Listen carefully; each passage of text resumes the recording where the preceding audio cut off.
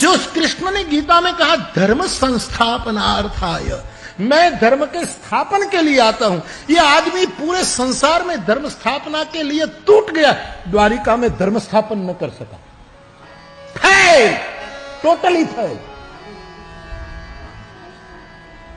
हुआ द्वारिका में धर्म स्थापन।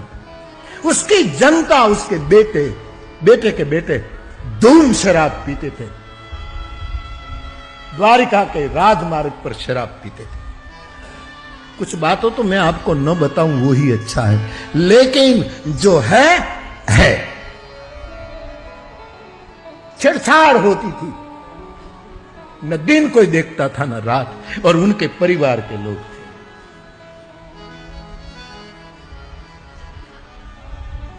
और पीने के लिए जब कुछ पाबंदी आती, डर आती, तो चोरी करने में भी चुक नहीं करते थे। जो जो अधर्म के लक्षण थे सब दिखाई देने लगे।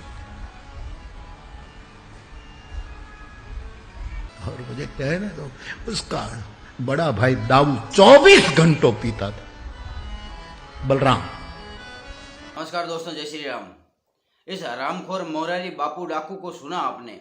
यह डाकू क्या कह रहा था कि श्री कृष्ण की जो द्वारका नगरी है वो सारी की सारी बेवड़ों से भरी हुई थी। बलराम जी तो शराब के भंडार में पड़े रहते थे, हमेशा नशे में धूर्त रहते थे, और श्री कृष्ण ने धर्म की संस्थापना का एक ढोंग रचा था। यानी कि ये साफ साफ कहना चाहता है कि श्री कृष्ण ने ऐसा कोई कार्य नहीं किया जिससे धर्म की स्थापना हो सके। श्री कृष्ण ने द्वारका में शराब को बढ़ावा दिया है, ये इस प्रकार कहना चाहता है। ये कहना चाहता है कि श्री कृष्ण शराब के सबसे बड़े व्यापारी थे, द्वारके में सबसे बड़ा शराब का भंडार था। ये हरामखोर महामूर्ख ये कहना चाहता है कि जितने भी श्री कृष्ण के समक्ष थे सारे के सारे बेवड़े थे, और श्री कृष्ण सबको शराब पीने की शिक्षा देते थे। इस प्रकार के एक बात बताता हूँ आपको, आने वाले समय में अगर यही चलता रहा तो ये हरामखोर आज तो बलराम जी, श्री कृष्ण जी और समस्त द्वारकावासी के ऊपर लांछन लगा रहा है, लेकिन वो समय बहुत दूर नहीं है जब ये भगवान श्री राम, लक्ष्मण, भरत, शत्रुघ्न इत्यादि को भी ये शराबी बताने में बेझिझक रहेगा, बिल्कुल भी नहीं हिचकिचाएगा, क्योंकि ये सारी के सारी महामूर्खता हमारी वजह से हुई है। हमने इन डाकुओं को अपने सिर पर बिठाए रखा है, हमने इनको बापू बापू कहकर संत समाज के अंदर आदर्श दे दिया है, हमने इनको एक स्थान दे दिया है, हमने इनका स्वागत किया है, लेकिन हमने ये नहीं जाना कि हरामखोर कर क्या रहे हैं। इसने कहा है कि श्री कृष्ण और उनकी द्वारका नगरी शराबियों के भंडार भरे रहते थे, हमेशा वो शराब में धूत रहते थे। बलराम जी तो फुल शराबी थे, टल्ली रहते थे, दूसरा उन्होंने कोई जिंदगी में काम नहीं किया शराब पीने के अतिरिक्त।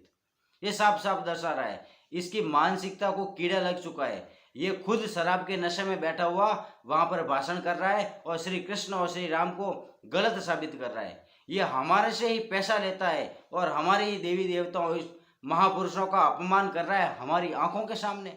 और ये जो हरामखोर सारी की सारी जनता सामने बैठी है, किसी माई के लाल की हिम्मत नहीं हुई कि उठ को दो चार उसको हरामखोर को जूते मार दे। ये सारा हरामी जूते खाने के लायक है, इससे ज्यादा और कुछ नहीं है। ये मुरारी बापू नहीं है, ये डाकू है, डाकू दुनिया का सबसे बड़ा। ये अपने ही धर्म को नष्ट करना चाहता है, ये पूर्ण रूप से हिंदुत्व को खत्म करना चाहता है। आप अभी भी सावधान हो जाइए।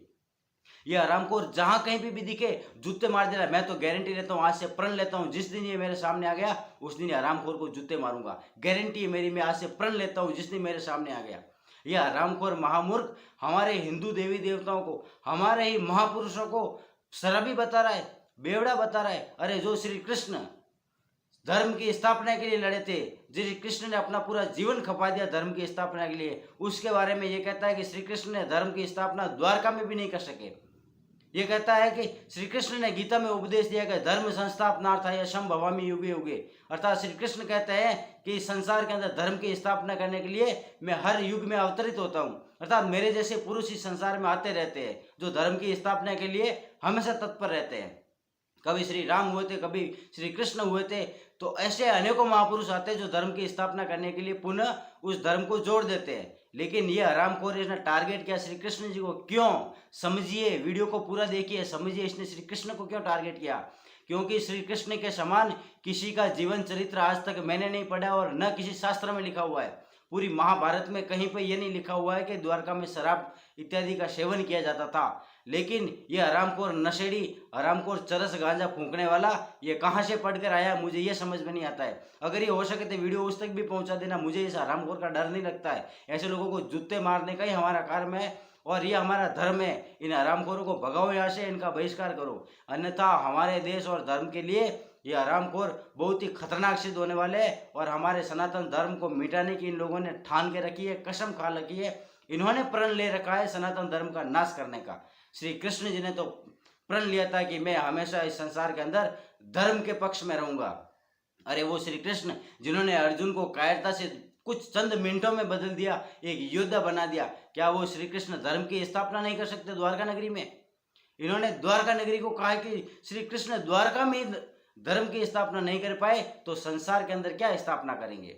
श्री कृष्ण को इन्होंने बहुत ही दुखी बताया इस हरामखोर ने, जबकि श्री कृष्ण जीवन का सबसे ज्यादा आनंद लेकर अपने सभी महानुभावों से, सभी प्रजा से एक ही शिक्षा देते, सभी प्रजा को कि हमेशा सुखमय जीवन प्रदान करूं। भगवान श्री कृष्ण गीता में कहते हैं, सुख दुखे समय कृत्वा लाभा लाभो जया जयो तथो युद्ध कृत निश्चय।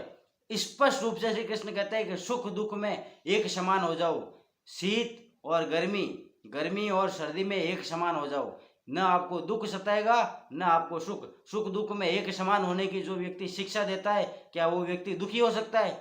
जिन्होंने पूरे संसार को ज्ञान दिया है, जिन्होंने पूरे संसार को धर्म के मार्ग पर चलना सिखाया है, उस भगवान श्री कृष्ण को ये हरामखोर एक बेवड़ा बता रहा है, बलराम जी को बेवड़ा बता रहा है, उसकी बसाई हुई नगरी को शराबियों की नगरी बता रहा है, उसकी बसाई हुई नगरी को शराब का भंडार बता रहा है। इस हरामखोर ने कहाँ से पढ़ के आया? ये सस्ता नशा करने वाला दारूबाज है ये सारा खुद ही, और ये कहाँ से पढ़ के आया मुझे समझ में नहीं आता है। लेकिन मैं आपसे निवेदन करता हूँ, इस हरामखोर का विरोध करिए और इस वीडियो को हर हिंदू भाई तक जरूर पहुंचा दीजिए। आपको श्री राम और श्री कृष्ण की सौगंध है, क्योंकि अब भी आप नहीं चेते तो आपको बचाने वाला कोई नहीं है। आपके धर्म को नष्ट करने के लिए हरामखोर तुल्य चालू हो चुके हैं। अंत में इतना ही होगा। जय श्री राम, जय श्री कृष्ण, जय हिंद, वंदे मातरम।